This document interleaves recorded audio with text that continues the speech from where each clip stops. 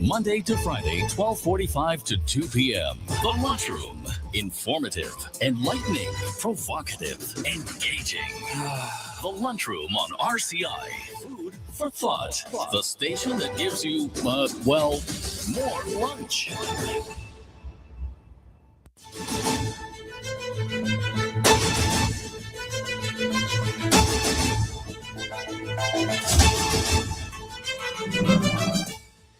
Good afternoon. Welcome to the Lunchroom on Radio Caribbean International for Thursday, the 5th of March, 2026. And of course, I'm your host, Calix George Jr. Now, if you want to follow us, in addition to 101.1 FM radio, you can also get us at our website, rcistlucia.com. We are available on YouTube as well as on our Facebook Live feed. You just have to search for the official page of Radio Caribbean International on Facebook. And please be sure to like and share that as well with your friends and family. Of course, if we're going to have a little bit of a look at the history of the day. In the year 1046, a Persian scholar, Nasser Khosrow, began a 7-year Middle Eastern journey, which he later described in his book Safarnama. In the year 1496, on this day, the English king Henry VII granted John Cabot commission to explore for new lands. In the year 1770, on this day, British soldiers killed 5 men in a crowd throwing snowballs, stones, and sticks at them. African-American Crispus Attucks was the first to die and was later held up as an early black martyr. And that was the Boston Massacre, as it was called, or the incident on King Street, galvanized anti-British feelings, of course, eventually leading to the American Revolution. 1841, on this day, the first continuous filibuster in the United States Senate began as the Democratic minority attempted to run out the clock on a bill to establish a national bank. And that lasted until March the 11th. And in 1946, on this day, Winston Churchill's Iron Curtain speech in Fulton, Missouri, popularized the term and drew attention to the division of Europe. We now move on to our dish of the day. Serving now, the Daily Dish. And welcome back to the Lunchroom on Radio Caribbean International. And of course, one of the headlines dominating the news today here in St. Lucia, an announcement coming from the Ministry of External Affairs indicating that the government of St. Lucia responds to the United Kingdom decision to introduce visa requirement for St. Lucian nationals. And that came out today, of course, that as a result of an announcement coming out of the UK Home Office that there was a decision to strip St. Lucia of visa-free access. Of course, St. Lucia, a former colony of the United Kingdom, certainly became an associated state back on the 1st of March 1967, and then independence in 1979. Of course, has maintained its relationship with the United Kingdom through the Commonwealth, but also as a result of the head of state of St. Lucia still being the British sovereign, King Charles III. Well, this is, of course, the situation at play, and the government has made the following statement. The government of St. Lucia has formally received communication from the United Kingdom government advising that a visa requirement will be introduced for nationals of St. Lucia traveling to the UK, including a direct airside transit visa for travelers transiting through the UK to another destination. According to the correspondence from the UK Home Office dated March the 4th, 2026, the decision was taken by the United Kingdom as part of its broader efforts to strengthen border management and respond to pressures within its immigration and asylum systems. The UK government indicated that there has been a notable increase in St. Lucia nationals entering the UK as visitors and subsequently claiming asylum, which it says has placed pressure on its border and asylum processes. The UK authorities have advised that the new visa requirement will take place on the 5th of March 2026 at 1500 hours GMT or 11 a.m. AST.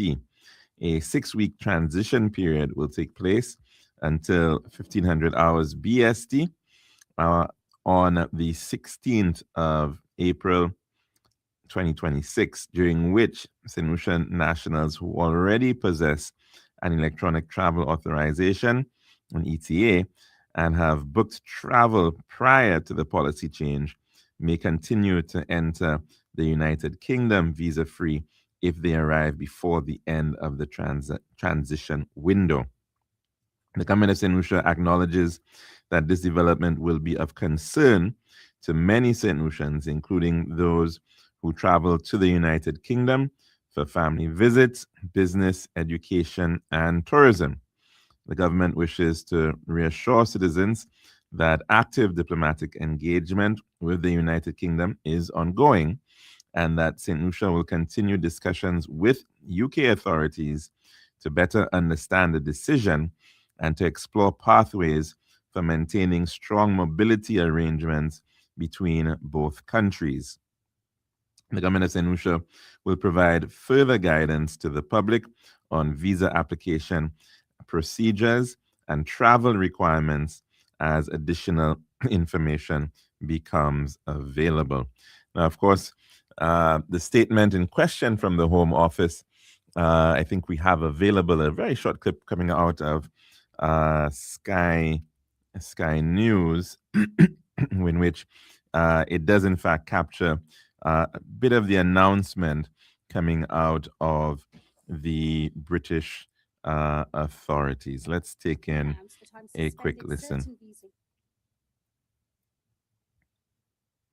Can announce that I'm suspending certain visa routes for a further 4 countries: Afghanistan, Cameroon, Myanmar, and Sudan, where abuse has been unacceptably high. I will also impose visit visas on Nicaragua and St. Lucia, as their visa-free entry has created a backdoor into this country.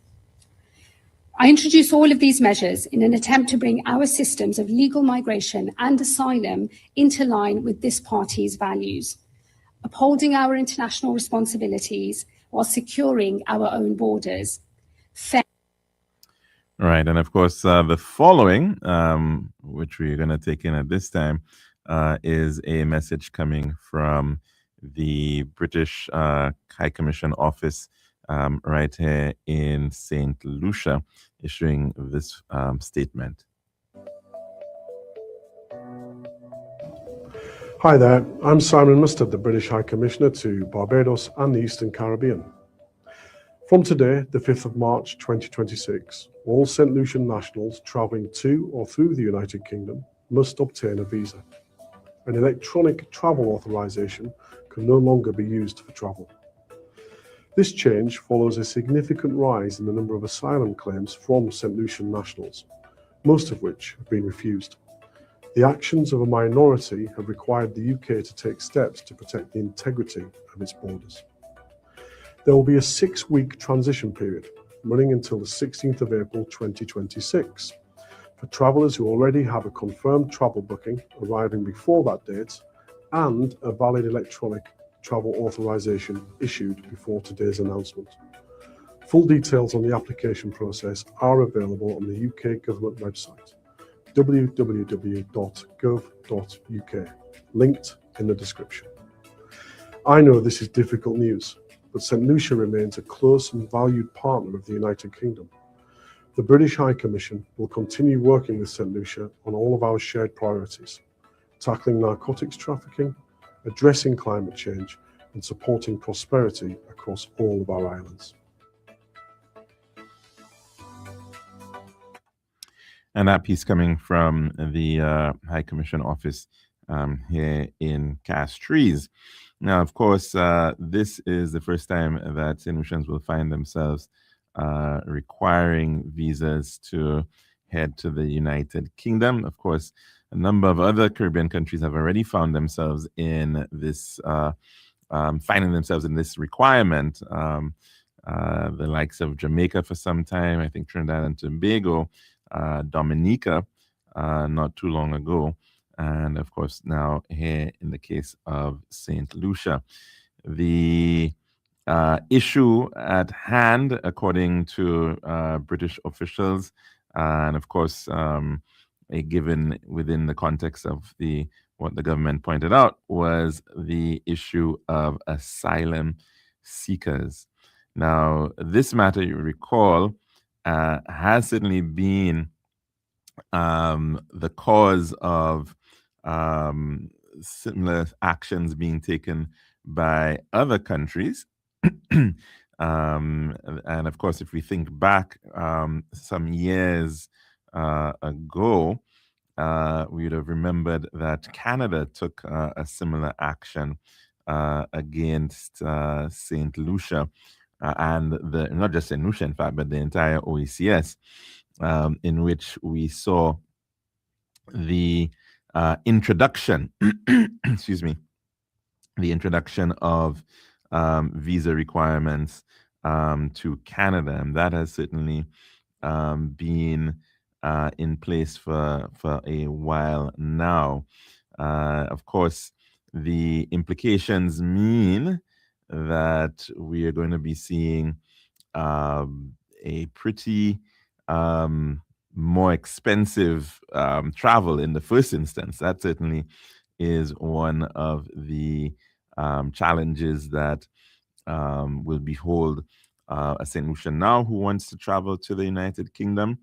Of course, the standard visa fee for just a 6-month, a maximum length of 6 months, is £127, right? And you can well appreciate that's heading towards 400 EC dollars.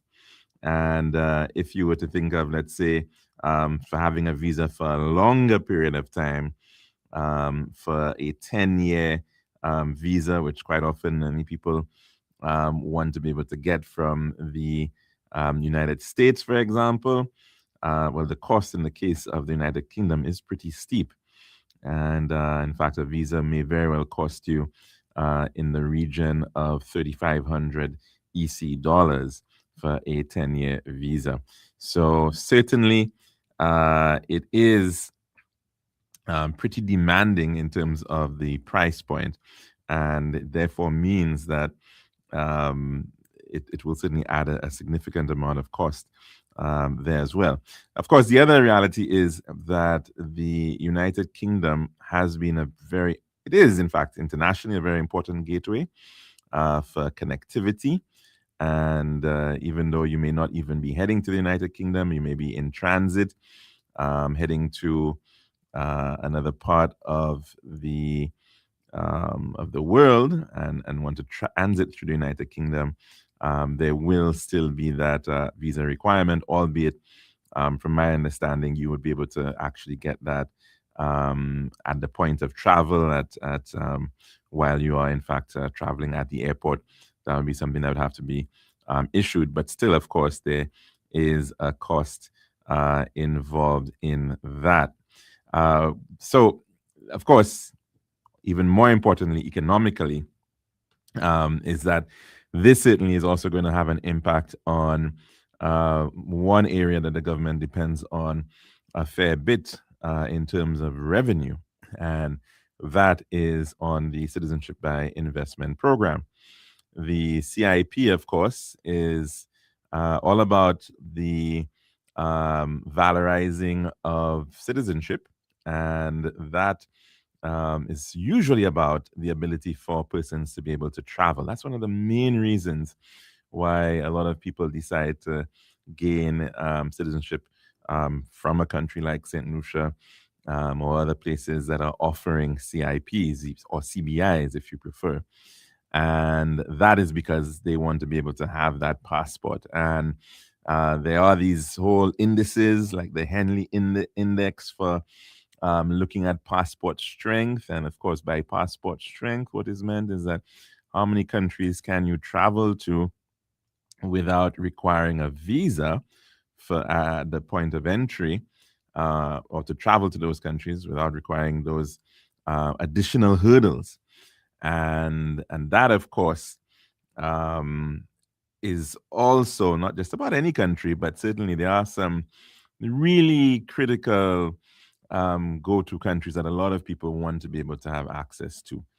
And certainly when one looks at that profile for countries like St. Lucia, the UK would certainly have been one of those top countries that a person saying, oh, okay, if I have a St. Lucian passport, I can travel to the UK without a visa.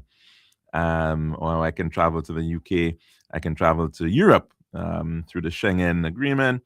I can travel to Schengen countries without a visa.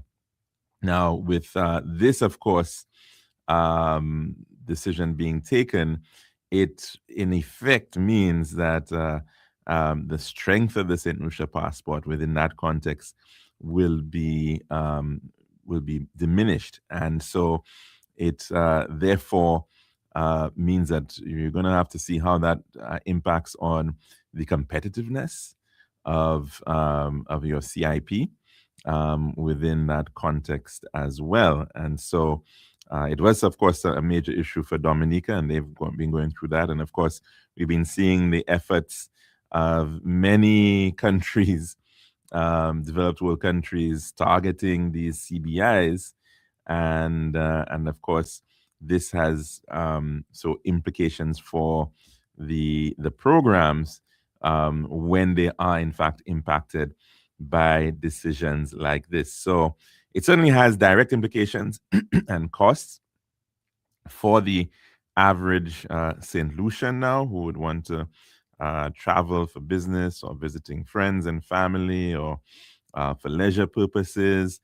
And of course, it also has implications for the Citizenship by Investment program in terms of its marketing and what is the value proposition that is put forward by the program marketers.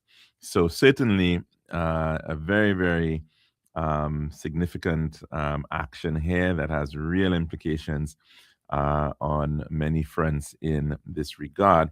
Of course, the government has indicated that it is working to see how it can work through all the various diplomatic channels to be able to see what needs to be done, and no doubt to be able to see how that can be reversed.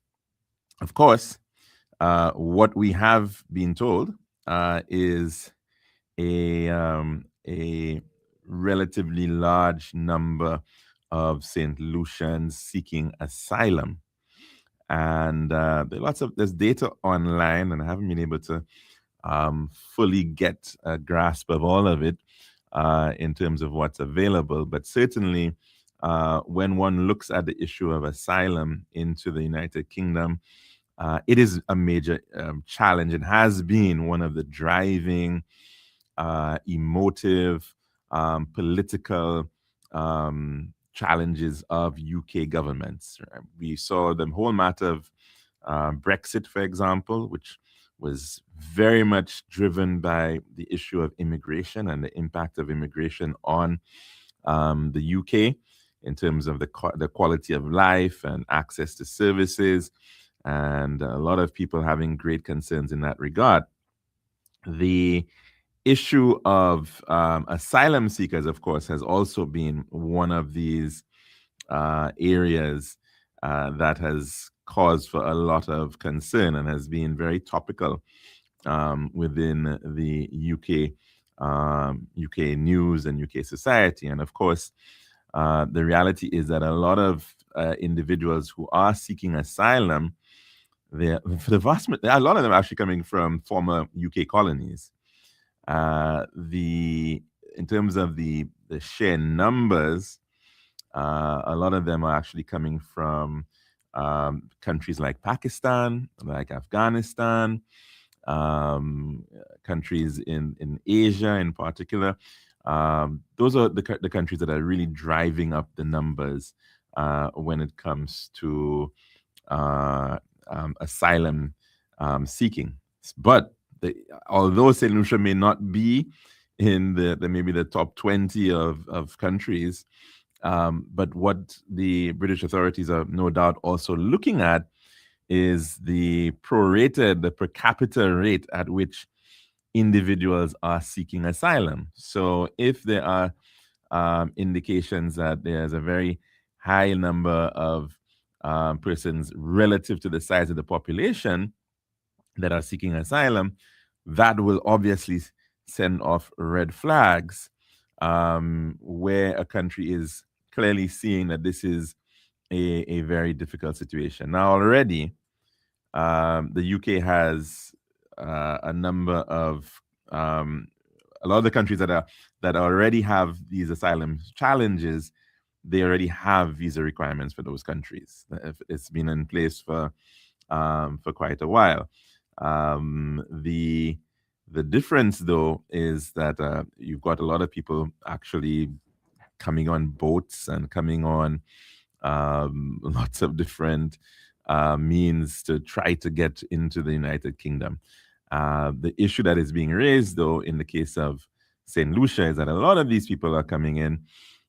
They may be claiming asylum from St. Lucia, believe it or not, and they maybe use arguments like they're trying to escape maybe for violence or domestic abuse or something like that. But the vast majority of them are, in fact, rejected, as was mentioned by Mr. Mustard in the statement from the Commission, the High Commission here. And so that, again, sends off a lot of flags in respect of the matter of asylum.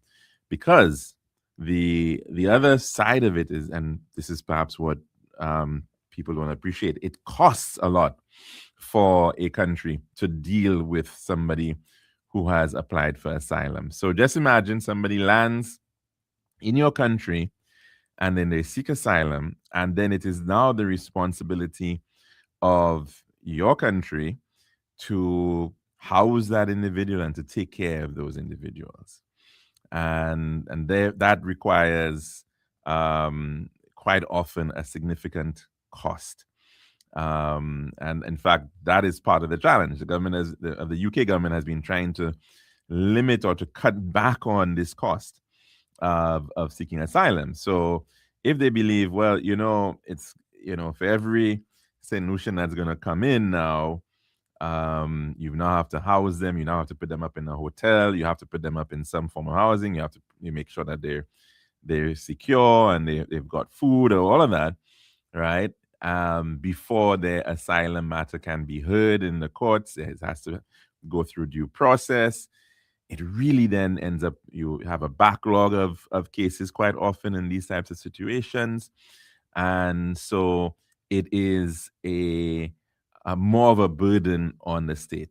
So you can see why it can easily become very attractive to a country to decide, well, if this is the case, if we have people who are coming here as tourists and they're landing on our shores and they're seeking asylum, and then it's going to cost us to house however many of them, and you flip that and say, well, instead of doing that, well, let's actually make more money from people who are coming here as tourists by now requiring them to pay to apply for a visa. And that obviously introduces a whole other requirement. It may still mean that you have some people coming in after they've gotten a visa and they may want to apply for asylum, but it makes it a little bit more difficult, and it also allows for a bit more vetting in terms of the process of determining whether you, in fact, will allow certain people to come in to your country. So it is, again, a very unfortunate situation where it appears that Peter is paying for Paul, that the very few St. Lucians who may have been engaged in this type of activity going overseas and applying for asylum have now caused for this sort of situation to unfold, where we are now, everybody now is going to be required to actually apply for a visa. Now, as I said, of course, it's additional cost to everybody. It's additional time that has to be factored in for individuals who now want to go through this process. And of course, it makes travel just that a little bit more difficult and involved when one is trying to go somewhere easily. So it certainly is now certainly a more difficult situation in regards to travel to the United Kingdom. Let's hope, of course, that we can see some quick action diplomatically in this matter. Quite often it's very difficult for those things to get reversed easily. It quite often takes a while before governments might change their minds and might look at these lists again and might decide, okay, well, we're going to consider it. But of course, the matter of asylum seeking, this practice is not something that helps the situation right here when people decide to take these types of actions. So as to what can be done, even on the side of the state here, to discourage that kind of activity is obviously something that's quite often pretty difficult in and of itself. When somebody decides that they want to seek asylum from their country. Well, we're going to have to put a pause on that conversation for the time being. That's our dish of the day. When we come back, we'll take in our weather report. This has been The Daily Dish. Island style. We got the time to make you go. We got the time to make you say, we'll have to make the right choice. Island style. We got the time that will make you happy. Island style. Oh yeah. We make your dream come alive. In Island style. We have times and things, sets, mixes and grow. Everything you need is on the outside. For the best price and the latest style. Take a little drive down to Island Style car. We got the time to make you go. We got the time to make you say, quality rice, service choice. It's all at Island Style. Visit us at our showrooms in Bellarosa, Rodney Bay, on the John Compton Highway, Cass Street, and behind Ruby's Gas Station on the Library Viewport Highway. So call us on 450-452 or 453-TILE. Island Style, tile and that. When you think tile, think Island Style. This is Radio Caribbean International. It's now time for the weather news. And that's all, of course, on the 1.1. It's now time for your weather report as of 12 noon today, presented by Island Style Talamba. The forecast for St. Lucia Valley for the next 24 hours. Winds will be blowing from the east near 25 miles per hour or 41 kilometers per hour with occasional gusts. The weather fair and windy, becoming cloudy at times with a few light to moderate showers.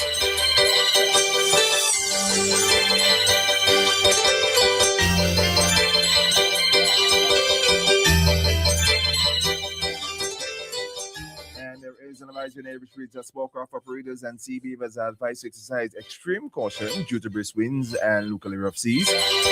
The forecast for the Lesser Antilles is fair to occasionally cloudy with windy. That should be fair to occasionally cloudy and windy with scattered light to moderate showers. And the weather summary: the Atlantic high pressure system will continue to generate moderate to brisk easterly winds and locally rough seas across the Lesser Antilles during the next few days.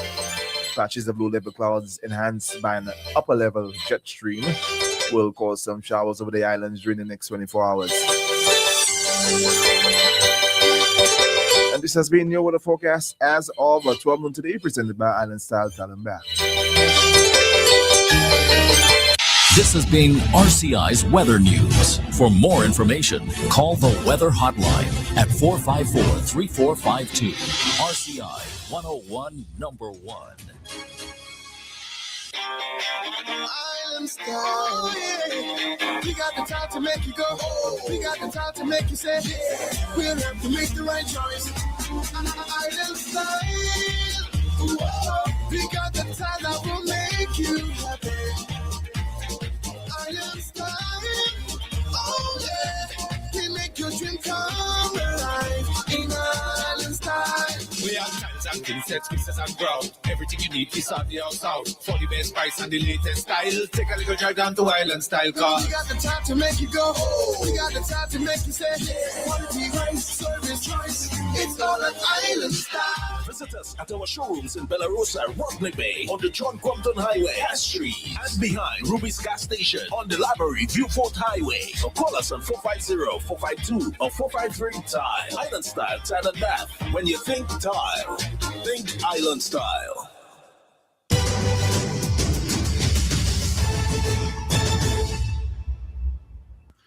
And welcome back to the lunchroom here at Radio Caribbean International. Of course, the number to call in to tell us what's on your plate today, it is 4523046. Again, 4523046. And our WhatsApp number, it is 2846001. Again, 2846001. I think we've got a call coming in. Let's go to the phone lines at this time. Good afternoon, Mr. George. Hi, good afternoon, caller. How are you doing? Yes, about that visa. It wouldn't cost St. Lucia much because people will still get the CIP passport. St. Lucia passport was 5 years. Now it is for 10 years. So you put a visa in your passport, that will last you 10 years. So I don't see it much different. Once you have that 10 years passport, you have a visa for 10 years. No, well, but you have to pay for the visa. Yeah, you have to pay for the visa. You have it for 10 years. If you pay £150 for a visa and you have that passport for 10 years, I don't see it it's not much. No, but it's not for a 10-year visa. That's the thing in the way no, but what they give you a visa that will last the length of the passport. The life of the passport is 10 years. The visa goes in your passport for 10 years. Because I used to have the American visa. Now, I don't need a visa. I don't need a visa to go to America. But I usually put a visa in my passport. No, just to clarify, caller, just to clarify the point about the cost of the visa. Yeah. There are different lengths of time you can get a visa from the UK. So the 6-month visa, right? You can get it for I misunderstood. Yes. It's only the 6-month visa is £127, right? So let's just say about $400. But the 10-year long visa is £1,059.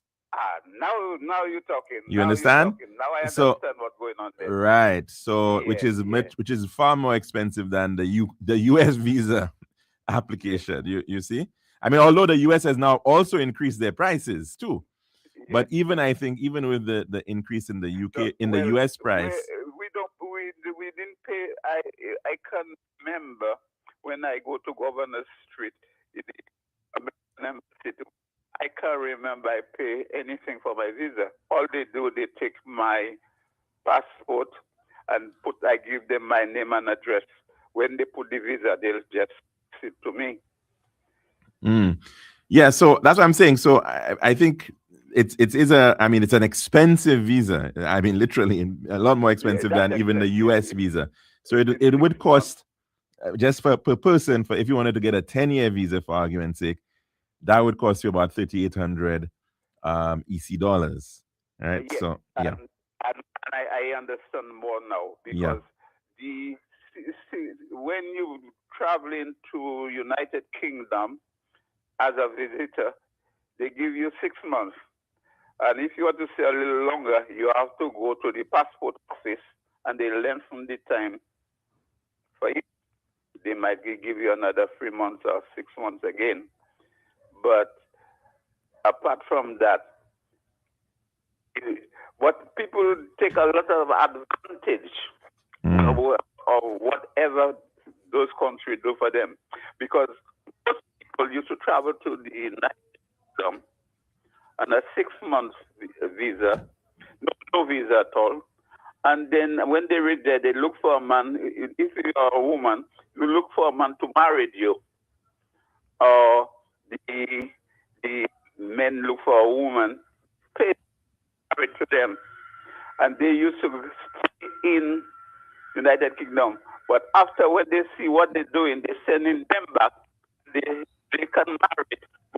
When you reach your country, you negotiate to come back to United Kingdom. You there with me? Yes, I'm here with you. Yeah, that's it. So what chance they have? They spoil it themselves. They do a lot of things. A lot of people, and we have a handful of people. But when you talk people, is the Pakistan and the Indians. They come by the million, I think. Well, according to not by the millions, though. No.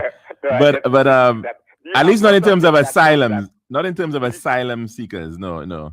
Yeah. Yeah. I think from what I saw in terms of the numbers, they were actually had gone down from last year, from what I saw. But it was about in total 111,000. In 20, no, actually that is gone up. See, this is what they're now saying. In 2025, it's saw a record high of 111,000 asylum seekers, and the vast majority of those are coming from Pakistan. I think of that 111,000, 10% from Pakistan, 7.5% from Afghanistan, Iran 7%, also some African countries like Eritrea, 6.7%.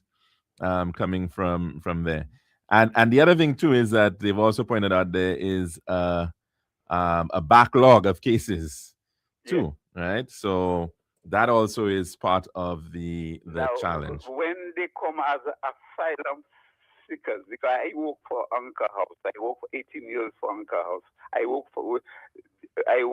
Anchor House used to be a seaman or hostel, a B&B, seaman B&B. But when we closed most of the dock in England, we could get enough people to even pay the overhead. So we had to take these asylum seekers. And when they put them in those B&B or a hotel, the government have to pay so much money for them for the hostel. Right. They have to give them breakfast. They Right. have to pay them money their hand. Yeah. So that costing the British government a bomb to keep those people. Yeah, that's how it is. Yeah, it's a major cost because obviously you have to find places. They cannot live on the road. You can't. They can sleep because you certainly can't. And whole country, very cold. Which is why they were even trying to find similar to what is happening right now in the US. In the case of, well, that's with deportees, but in the case of the UK, they were actually trying to send some of these asylum seekers to Rwanda. They will leave Afghanistan. They will go to France. They don't ask asylum in France. They will go to Germany. They don't ask asylum to Germany. You know where they want to go? The United Kingdom. United Kingdom. Yeah. Well, you see, part of it too, caller, is that, and this is something that is the reality of it. A lot of these people have some level of cultural affinity to the United Kingdom. in that they're coming from countries that were in some England is former the mother country. these are former colonies in some form, and then as a result of that, let's not forget that these countries have very large diasporas from these countries as well. So you've got massive, as you said, probably millions of Pakistanis living in the UK. And obviously they want to go to their auntie or their cousin, or they want to, so there are these family connections. They know that there are these strong communities that already exist. And so so that's why quite often the Pakistanis are heading to the UK, or a lot of them are heading to the UK because they believe it's a more open society. It's easier for them to. And you find they have so much their own church and things like that. So as soon as they start to work, they will to buy a house. Mm-hmm. And nothing's not stopping them to buy the house. But they don't face the bank. They go to the church. The church will borrow their money, and their church don't believe in interest. Yeah. But you see, the thing about it though, caller, and I'm not saying that they aren't Afghanis and Pakistanis who might be trying to abuse the system, but these people are living in countries that really have real challenges. I mean, in terms of I see what you mean. Things are extremely difficult. The security situation is very, you can in fact be killed. You've got war going on in many of these countries. You have real displacement of people. And so you can understand the lengths that people will take to leave Pakistan or Eritrea, and to somehow, and quite often they are smuggled. They have to pay a tremendous amount of money to. And a lot of them coming from Afghanistan too. Right. So they're traveling through many different countries. Then they quite often have to get onto a boat. I mean, the lengths that some of these people are going through to actually get to the United Kingdom. I mean, it's really astounding. And for a St. Lucian, somebody living in St. Lucia, to just get on a flight and say that they're going to the UK and they're just going to apply for asylum. Or get married, get somebody to marry them, and they stay in the United Kingdom. Yeah, so it certainly is not. It's a very different situation. So that's, and of course in the main, most of them never ever get that approved. And so of course it then becomes a cost to the United Kingdom. You now have to think about housing them, putting them up. And now of course once their case is heard, might not be successful. When I traveled to the United Kingdom, all I had to do, I get a St. Lucian passport, and I went at the Peter Building. I pay my passage there, and then you go to United Kingdom. Mm-hmm. After when you stay there 5 years, if you want to change your passport or you want to travel, they tell you you have to take a British passport they'll give you, because when the passport you travel on is a British citizen. Mm-hmm. Mm-hmm. But by the time they change it for you 5 years, they'll change it, they give you a new passport. It will be like the British passport, but Britisher. So they give you a Britisher passport. Mm. Well, what the other thing about it too is that it's very remarkable how times have changed as well, because there was that time when, of course, Britain needed people to be coming in, they needed people to be working there, the whole Windrush generation, and of course how that generation has been treated subsequently has been a major issue. That a lot of them feel as if they've been abandoned. They're back, after they went there in that time, in that hard time. So people that had their head on, they all done well. Mm-hmm. You see, they all buy their own house, and houses at that time there, 30,000. I see houses 2 up, 2 down, sell at £1,000 in England. Yeah, so 5,000, 10,000. Yeah, and no, so Is what sell it. it's really not fair. It's really not fair, certainly in terms of that aspect of it. From a social justice perspective, especially for the Caribbean, because at the end of the day, the reality is the Caribbean, the British Caribbean, if you want to call it that, the English speaking Caribbean, Oh, yeah. is what, about maybe Windward Island. maybe about what, 4 million people, 5 million people at most, and obviously we know that it's United Kingdom cannot absorb everybody coming in. Nobody would want that in any case, but that level of cultural affinity has been there for a very, very long time, right? An expectation.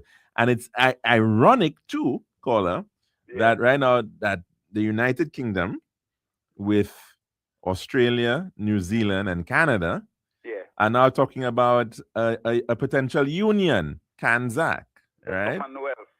No. They will abandon the Commonwealth. So, well, I'm not saying that they will abandon the Commonwealth, but these 4 countries, right? 3 of the former dominions, the Dominion of Canada, formerly Australia, New Zealand, they are talking about creating this potential economic union, right? And free zone where people can move freely between all 3 countries, because, and this is in part in response to a lot of what is going on with Trump and the United States, right? Well, when I get to they had something, 10 pounds for me. So if you didn't want to pay, you could pay 10 pounds and you go to Australia, because Australia really wanted people to work. Right. But the 10 pounds for me is British Irish, and that they will leave. But as soon as they see a black face, they tell you what trade you have, what's your thing. They want. Well, I mean, I don't think Australia was taking black people. So 1 or 2 people went in that, but very hard. If you are a carpenter, mason, or stone mason, they might send you because they want those trade. If you don't have a trade, you better don't go, because they won't send you 10 pounds for me. Yeah, but 1 or 2 people with it, and they went to Australia. Yeah. On that 10 pounds for me. Yep. Oh, well, it's yeah. I mean, and Australia had for a very long time some very racist immigration policies that certainly did not encourage people, non-whites, to go black there. people, Yeah. or some, even the Indians and the Pakistan, they didn't want them. Yeah. But a lot of them find themselves there. Well, in this current dispensation, I mean, Australia has had to look tremendously to Asia as well for its, to some degree, for its own economic growth and trade. And so, of course, that has, you've seen a shifting in the demographics in Australia.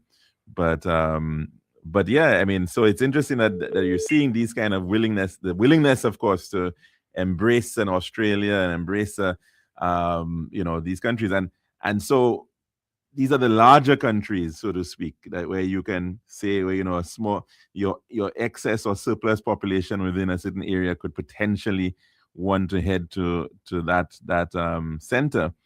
That's no more. That's definitely no more. Lucia, the American used to take people to go and work on the field, cut cane, pick apples. Every year they used to come and they say they take in immigration, America. Now those you don't stay there, After 6 months they send you back, and then they'll take you back again next year. Some people make 12 trips in America, but they work hard. But they still come back St. Lucia. They didn't have nothing because they were working hard and they're not getting. They don't.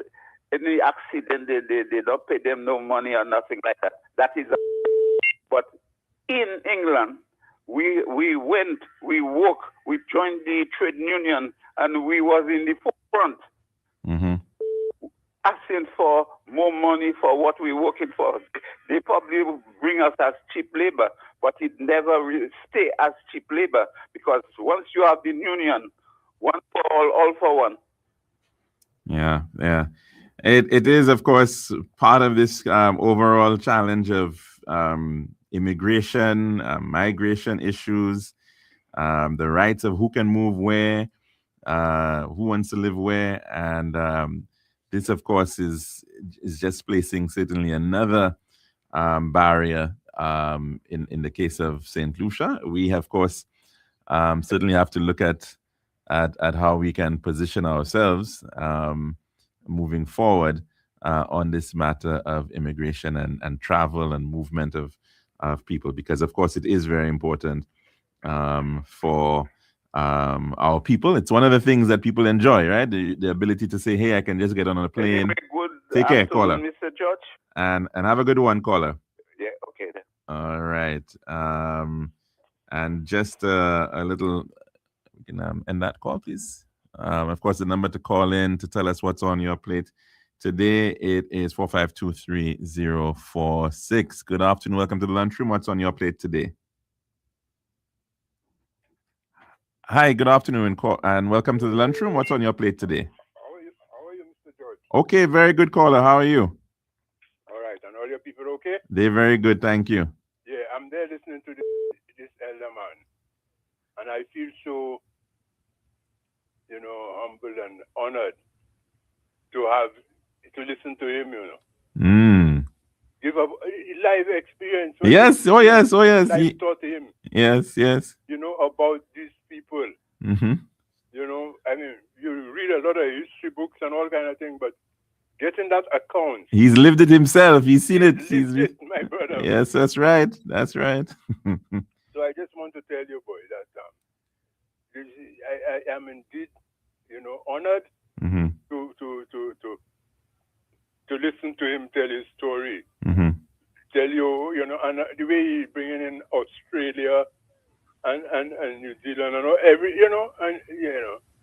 he has a very, very, very, very thing, mind, He's lived a full life with lots of, and has been through that struggle. A lot of, yes, definitely. And he compares the immigrant to America to that in England, and he shows you, well, England, we had a better chance to prosper in England, than people at that time, how they could negotiate better wages. Right. And a lot of them, benefits. Yeah. Pensions, in the case of the U.S., it was, and some pensions. Yeah. Well, what helped, I suppose, a lot of people who went to the U.S. very early is that you had to go to the right places, right? You couldn't go to the South for sure, right? And what you found is that a lot of them who actually ended up migrating very early, they actually migrated out west. They went as far as California and San Francisco, in those days, because those places were a lot more open. People were a little bit more America, you talk about in the United States, right? That's what I'm saying. Yes. So the U.S. was, although it was very restrictive, and you had a lot of issues of racism. So you're saying the choices, they were going to the wrong states?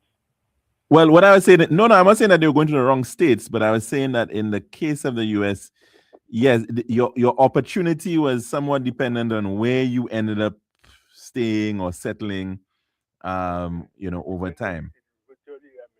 Depended on that. Yes. And I mean, that is the experience of blacks in the United States as well, eh? Remember that, because look at the condition up to a day like today in terms of the levels of poverty in the southern states, right? Versus a lot of the blacks who, there was a period of massive migration to the northern states, and these people were able to at least try to eke out a better living, But that was happening from the time of emancipation. Yes. But it increased after World War II, where you got another major shift of the population Industrial revolution and all right, exactly. You had a lot of that. They needed. So but I guess in the case of the UK, yes, a lot of St. Lucians were able to go across there, and as rightfully he said, it was perhaps a little bit easier for them to achieve. But, yeah. I just want to go on record as showing my appreciation. Yes. For this gentleman, Definitely. And I'm happy I've met him live too. Yes. You've met him, of course. No, I have not yet. I still have not. Yes. Yes, you don't have no desire to meet that. We have spoken. We have spoken. In fact, I need to give him a call because I was supposed to have called him. I'm talking about speaking, guys. I know. Yeah, that's a different thing, when you meet the man personally, Yes. I feel you should. Definitely. You should even organize to bring him up by your dad. I think they have met. I think so, but I will confirm. I think he knows my dad from Rock Hall and Exactly. what have you. Yes. Yeah. Exactly. Your dad will have so much things to talk about when you meet that man. But I know they've spoken for sure. Yes, definitely. Thanks very much, caller. Have a good one. Okay, all right. Take care. All the best. Of course, we'll continue to provide some additional information on this matter as it continues to be looked at. Certainly very major development in respect of that of UK and St. Lucia relations. I'm not sure if we can just try to squeeze in one short call. Hopefully, if it can be short. Let's just see what they're saying. Good afternoon. Welcome to the lunchroom. What's on your plate today? Hello. Good afternoon, Mr. Khalid George. Hi, caller. We don't. Voice you haven't heard for about 3 years or 4 years. Probably so. Mr. Augustine know that voice very, very well. That's Nini. Okay. The last time we met was at a physician, I think about 2 years ago. Okay. Okay. I live in Lotoc, and I'm just recovering from a blood clot. Oh, okay. And so on. I was admitted at hospital, and I had to day by day I myself fight my way, and thanks God I'm still alive. But I'm glad I heard Mr. Augustine Soko. Old boys raised together in Leclerc, York Hill, CDC. And he hasn't seen me for a while, except in Adelo 2 years ago we met at a physician. Okay. Anyway, Soko, all the best. All the best. Well, glad you and your wife and Mr. George. Thank you very much, caller. Have a good one. I'm glad we could reconnect you. All right. Hopefully you guys can meet up at some point soon enough. But of course, we're going to have to end it here. And of course, thanks for those who are calling in. And we'll be back again, God willing, for another program tomorrow. I'm your host, Alex Short Jr., saying goodbye.